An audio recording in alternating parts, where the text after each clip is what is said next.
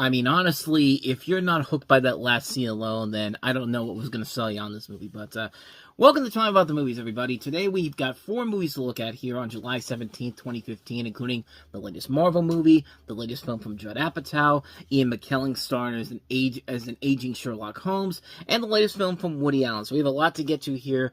Let's go ahead and jump on into it and start off with the biggest new release, and that is Ant-Man, which, for some reason, if you don't know the story about Ant-Man, the movie, Edgar Wright was originally attached to direct the film. And then he essentially dropped out of the film, but he was still credited with writing the story and part of the screenplay, and he's listed as one of the executive producers. So he still has association with it, but for some reason, when this movie was coming out, people were using it as a complaint against the movie. And I kind of ranted about this in my original review for it. And I mean, yeah, it sucks that Edgar Wright didn't get to direct the movie, but it probably would have been awesome with him on board. But people really just lost their minds for no reason whatsoever. Like, I really don't think it would have mattered anyway if he had directed in terms of marketing the film, because it's just like, it's not like the trailers and the commercials are going to be like, from the director of Hot Fuzz and Shaun of the Dead. No, it's going to be more like, from the studio that brought you Guardians of the Galaxy and the Avengers. And third, I don't think people went into a movie expecting to not like it because a lesser director had been attached to it. Peyton Reed came in to direct this movie, and he's made a lot of movies that are good comfort food movies. Bring It On, Down with Love. His worst film's The Breakup, but even then, he's not a bad director, and he's proven with these films that he was the perfect guy to take over this film. Yeah, he's no Edgar Wright, but at the same time, he's not a hack director that's just doing this for a paycheck. I mean, it really did bug me a lot with this particular movie when Edgar Wright was let go from the project. But hey, he got a chance to direct an action film later on with The Running Man, which is pretty badass. It was actually a pretty good movie. But what about Ant-Man in its current form? Well, I think it's pretty awesome. I think it is actually a very well-made film.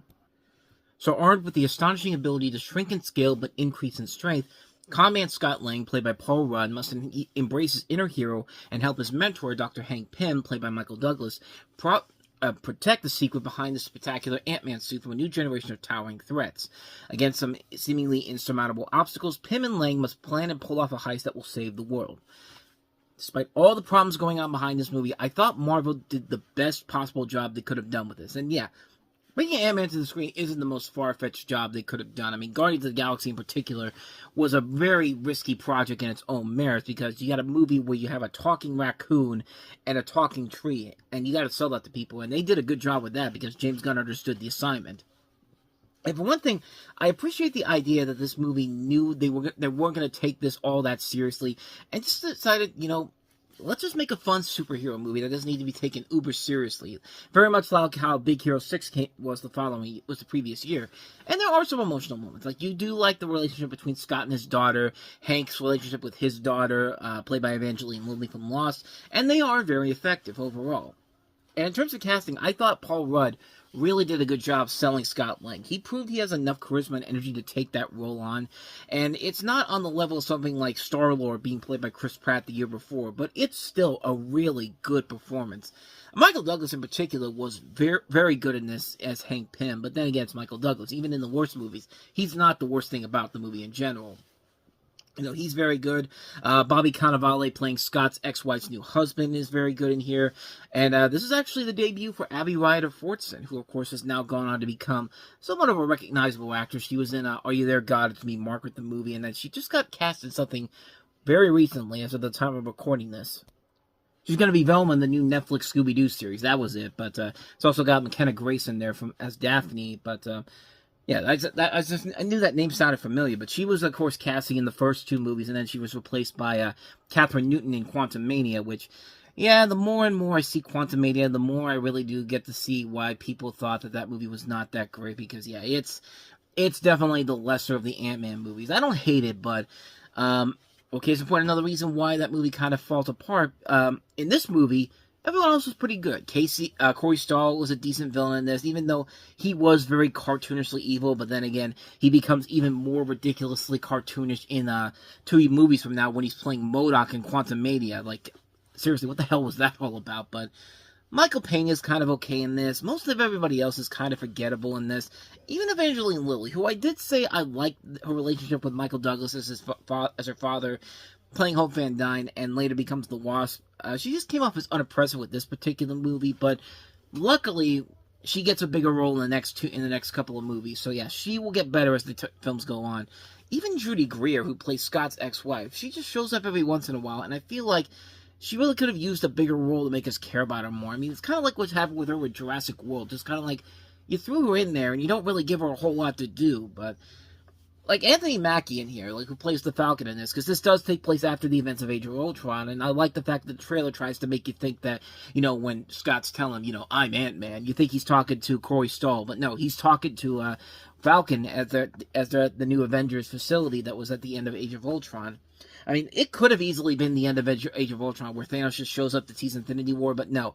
Falcon has an extensive fight scene in here that actually plays into the end credit scene that might be taken from the upcoming Captain America Civil War. At least that's what I thought back then, but the movie just kind of adds him in there in the best way they could have done it overall. But the action is really good. The visual effects are spectacular, man. I mean, every sequence with the ants is incredible. You do feel invested in the situation when you see all these ants working together with Scott in the Ant-Man suit. And also, all the shrinking scenes are brilliantly handled for some very creative, fun action sequences. Like that train scene at the end there. That was great. Like, using the Thomas the Tank Engine as this dominating threat while this battle's going on, and then it cuts away, and it's just like, oh, it's just little toy cars falling over. Like, that's funny stuff.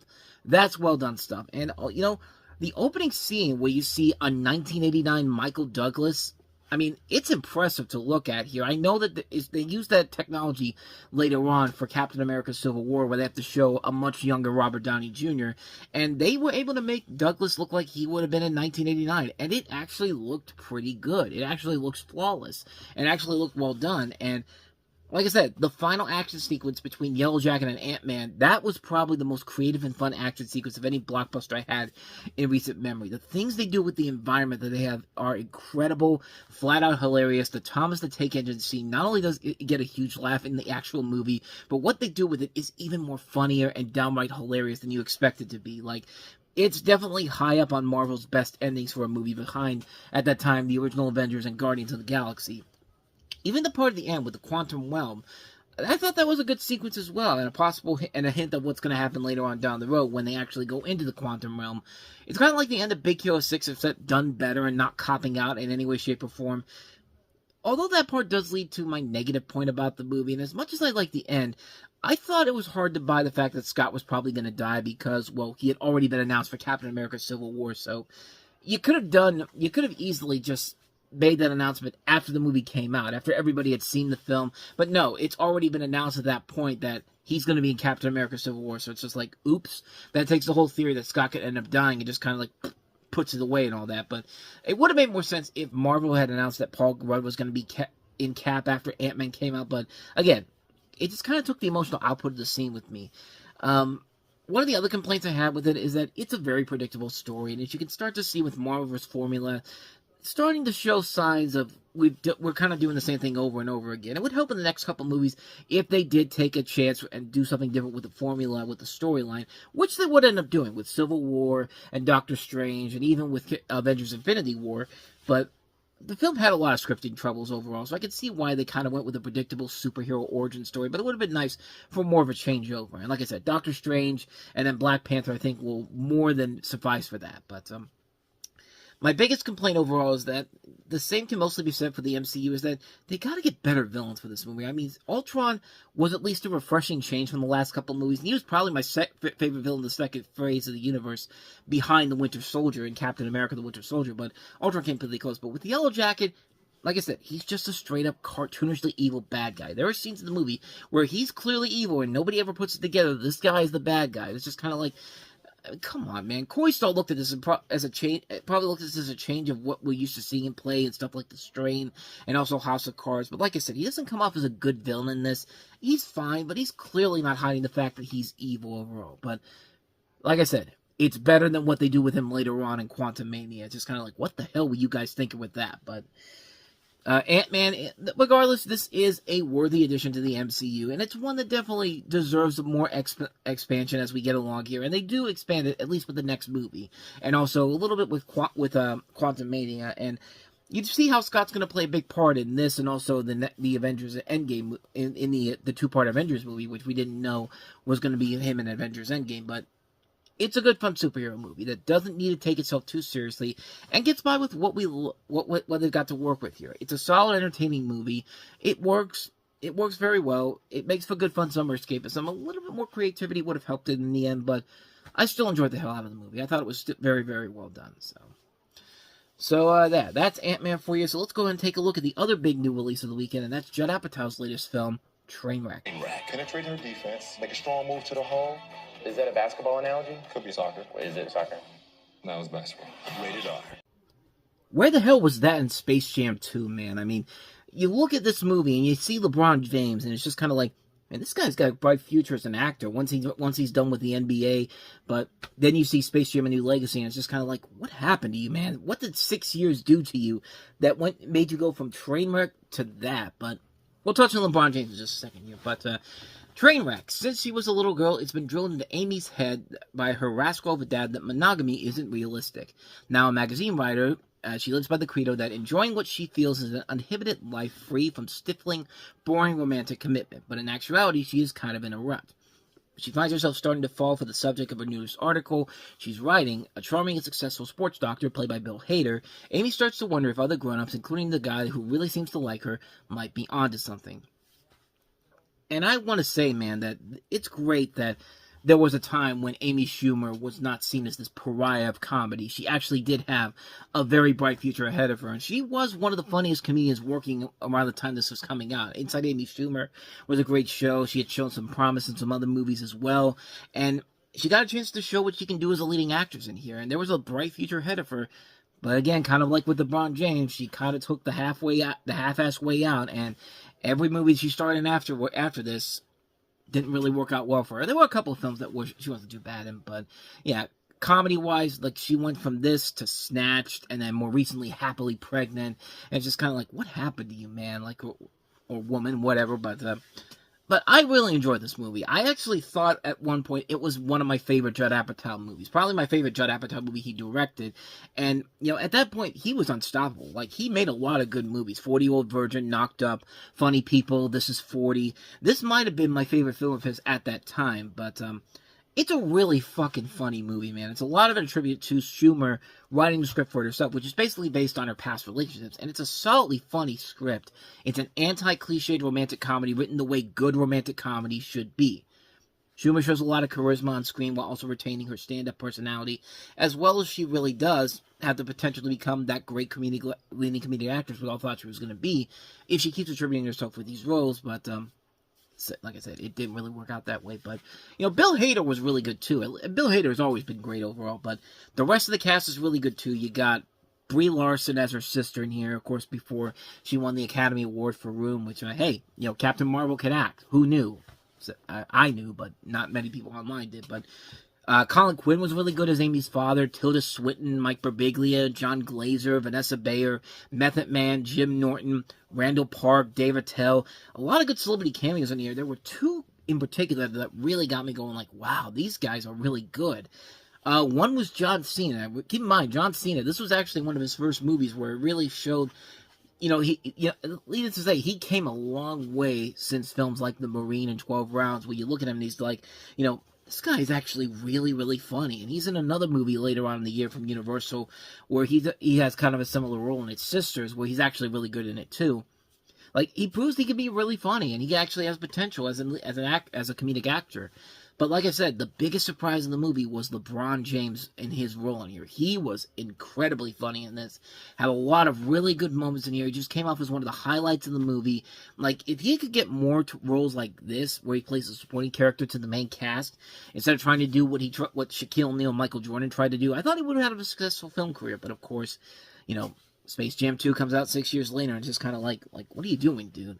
Like, I mean, he's not even, there are times when it's just like, wow, you're not even trying, are you? But there is a couple of complaints I have with the movie. My biggest complaint is that it does go on a little bit long. It's over 2 hours long, and I know that most of Judd Apatow's movies are 2 hours long, but at the same time, there's easily stuff you could have cut out of the movie. The biggest one, I think, you could have cut out the Ezra Miller character. And keep in mind, this is 8 years before Ezra Miller's true instincts and true personality came out. But he was not funny in this movie. He wasn't important to the story. He was just obnoxious and annoying, and his appearance in the movie just took the film down a whole lot. That role could have taken 30 minutes out of this movie, and he would have had it's because the whole let's think about a relationship and go into separate corners thing. It's just kind of like, come on, man, like you didn't need this in here, but it almost ruined the movie for me. But the ending scene where she's dancing at Madison Square Garden in the the romantic comedy happy ending, that worked. That made it worth it in the end. So it really is one of the best romantic comedies to come out in a long time, and probably the best movie Judd Apatow has ever made as a director. Amy Schumer's writing, acting abilities work really well. Bill Hader is great in here. The casting is terrific. Had they cut that 30 minutes out of there, this would have probably been one of the best movies of the year. But as it is, I enjoyed the hell out of it. It was definitely the best comedy I saw that summer, and there was not a whole lot of really good comedies that summer to begin with, but nevertheless, it's a great movie. It's a great film, and I highly recommend checking it out if you want to see Amy Schumer being funny and actually being worthy compared to some of her other movies that she's made more recently. But so yeah, that's Trainwreck. So let's go ahead and move on to some of the smaller movies that came out this weekend, including our first movie here that we have Ian McKellen as Mr. Holmes. Critics rave. Ian McKellen is magnificent. Always leaves the trash. Mr. Holmes, rated PG, July 17. And no, I won't torture you with another me and Mr. Holmes song that I tried to do yesterday. But yeah, this was actually an unexpected movie that I was kind of surprised I actually really enjoyed. So set primarily during his retirement in Sussex, the film follows a 93-year-old Sherlock Holmes, played by Ian McKellen, who struggles to recall the details of his final case before his mind slowly deteriorates. Laura Linney plays his housekeeper, and Milo Parker plays her son Roger. And it's funny that he's 93 in this, even though Ian McKellen was less than 70 years old when this came out. I think he was like 64, 65, but regardless, this was actually kind of a surprising good movie, man. I mean, it's cool to see these different ways that people bring Sherlock Holmes to the big screen. You get like the action hero Sherlock Holmes with the Robert Downey Jr. movies. You get these smaller films like the Michael Caine Sherlock Holmes movie Without a Clue, the young Sherlock Holmes from back in the 80s, and now you have this one with a 93-year-old Sherlock Holmes, and it just works, man. Bill Condon directed this, who did Dreamgirls, and also what else did he do? He did Dreamgirls, and he also did. I'm trying to think what else he did that I liked. Kinsey, but needless to say, it's definitely a return to form for him after the Twilight Saga, Breaking Dawn's Part 1 and 2, and The Fifth Estate. I mean, those movies are terrible, but this is a good return to form for him. It's a smaller movie. It's a movie that works because Ian McKellen has given it his all in this movie, and you do buy him as Sherlock Holmes. He is very good in the film. Laura Linney has a good role in here too. It's not a long movie at all. It's only about a little over 100 minutes long, about 2 hours long, and it never bores you. It never gets you feeling like, okay, wrap this up already, B. It's just like, no, it never does that, and it does work overall. It's a very intriguing film, a smaller film you probably never even heard of, but I highly recommend checking it out if you haven't seen it. Mr. Holmes is definitely one to definitely see. So let's go ahead and move on to our last movie, the latest film from Woody Allen, which probably isn't a good sign if I can't even remember that movie, but here it is, Joaquin Phoenix and Emma Stone in Irrational Man. Holmes? You suffer from despair. This was the meaningful act I was searching for. Yeah, for somebody who loves Woody Allen and has seen all of his movies, when I can't even remember this movie even existed, it's probably not a good sign in general, but Woody Allen's Irrational Man is about a tormented philosophy professor who finds a will to live when he commits an existential act. Abe Lucas, played by Joaquin Phoenix, is at rock bottom emotionally, unable to find any meaning or joy in life, and Abe feels that everything he's tried to do, from political activism to teaching, hasn't made any difference. Soon after arriving to teach at a small-town college, Abe gets involved with two women, Rita Richards, played by Parker Posey, a lonely professor who wants him to rescue her from her unhappy marriage, and Jill Pollak, played by Emma Stone, her best student, who becomes his close friend. While Jill loves his boyfriend Roy, played by Jamie Blackley, she finds Abe's tortured artistic personality and exotic past irresistible. Even as Abe displays signs of mental imbalance, Jill's fascination with him only grows. Still, when she tries to make the relationship a romantic one, he rebuffs her. Pure change changes everything with Abe and Jill overhearing a stranger's conversation and become drawn in. Once Abe makes a profound choice, he is able to embrace life to the fullest again, but his decision sets off a chain that will affect him, Jill, and Rita forever. And really, the reason why this movie is so forgettable is because I think Woody Allen looked at this and went, I'm just going to go on autopilot for this one. Because, yeah, it really did feel like a movie where he did not put any real effort into this whatsoever. I mean, this was a half-assed production by him. This felt like a movie where he literally had a concept and pitches for an idea on board, and Allen just said, fuck it, let me just go ahead and put them together and hope a script comes out of it. And it just doesn't. It really does feel like he was really cruising on this one here. And this is one of those ones where it really does feel like he didn't put his all into it. And despite the best that Joaquin Phoenix, Parker Posey, and Emma Stone could do for this, it's not worth it when the script is this terrible. It's one of Woody Allen's worst movies ever. It's a film where it's just kind of like, come on, man, you're better than this. And it basically it's kind of a ripoff of Vicky Cristina Barcelona in a way, or a number of other different movies that are much better than this. And it just doesn't work. It's a movie where it's just kind of like, again, you just felt like Woody Allen is really like just putting it out there because, hey, I got to put a movie out there somehow. Okay, I'll stop with the bad Woody Allen impression, but needless to say, he will get better again with his next movie, Cafe Society. But this one, yeah, it's pretty bad. Pretty bad. And thus, with all that said, we wrap up another episode of Time About the Movies, and the next time we meet, we'll take a look at Adam Sandler starring in the video game action-adventure Pixels, which on paper sounds like a good idea. Sounds like a film that's completely different outside of his norm, directed by Chris Columbus, and you think nothing can go wrong with this. Yeah, something went wrong with it. But we have Jake Gyllenhaal starring in the boxing drama Southpaw. We have the follow-up for the writer of The Fault in Our Stars with his latest film, Paper Towns. And we have the Vatican tapes. Gee, I wonder what type of a movie that's going to be. If you don't know, then you'll see tomorrow. But with all that said, thank you so much for watching this, and I hope you enjoyed this. If you did, please go ahead and do me the honors of hitting that like button, that subscribe button, and that notification button. Also, don't forget to check out our playlist, and don't forget to check out the previous episode we did. With all that said, whether it's in the past, the present, or the future, I will see you at the movies. Take care.